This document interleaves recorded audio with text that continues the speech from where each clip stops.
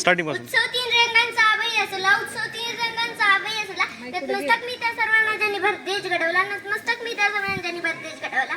आजच्या कार्यक्रमाचे माननीय अध्यक्ष, पूज्य गुरुजन वर्ग व माझे विद्यार्थी मित्र, सर्वप्रथम प्रजासत्ताक दिनाच्या सर्वांना मनपूर्वक शुभेच्छा.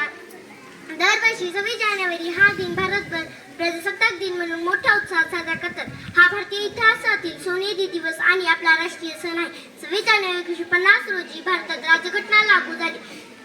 स्वातंत्र्य मिळाल्यानंतर भारतात कायदा आणि सुव्यवस्था स्थापित करण्यासाठी संविधानाचा निर्णय घेण्यात आला. विचार विनिमयानंतर डॉक्टर बाबासाहेब आंबेडकर यांच्या नेतृत्वाखाली मसुदा समितीने राज्यघटना तयार केली आणि 26 नोव्हेंबर 1950 रोजी संविधान सभेने ती स्वीकारली. अखेर 26 जानेवारी पासून भारतभर या राज्यघटनेची अंमलबजावणी झाली.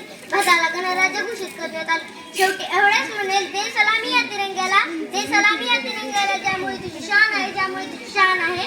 दे सलामी या तिरंग्याला, ज्यामुळे तुझी शान आहे. हा तिरंगा नेहमी राहू दे उंच, जोपर्यंत तुझा प्राण आहे, जोपर्यंत तुझा प्राण आहे. एवढ्यापर्यंत मी माझ्या भाषण संपवते. जय हिंद, जय महाराष्ट्र.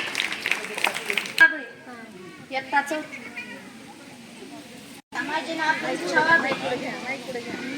चला करूया संविधानाचा दर्जाने दिला आपल्या जगण्या शिकण्याचा अधिकार. अध्यक्ष महोदय, माननीय मुख्याध्यापक, गुरुजन वर्ग आणि माझ्या मित्रपैकी सर्वप्रथम तुम्हाला प्रजासत्ताक दिनाच्या मंत्र शुभेच्छा. तिरंगाचा मान आहे, पराक्रमाची गाण आहे. तिरंगाचा मान आहे, पराक्रमाची गाण आहे. भारताची शान आहे, तिरंगाचा प्राण आहे. दरवर्षी 26 जानेवारी हा दिन भारतात प्रजासत्ताक दिन म्हणून मोठ्या उत्साहात साजरा करतात. हा इतिहासातील सोनेरी दिवस आणि आपला राष्ट्रीय सण आहे.